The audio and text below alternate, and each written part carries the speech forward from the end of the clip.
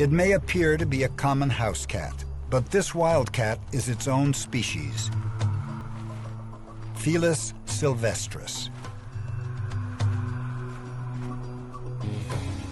This is the species from which domesticated cats descended thousands of years ago. Normal wildcats are solitary animals. They are territorial and very hostile to other wildcats that come into their territories. And generally, they keep away from humans. But sometimes, the elusive felines are spotted surprisingly close to local villages. The team searches the country, seeking clues to help them understand the cat's changing range. They deploy traps in order to capture and radio collar their quarry.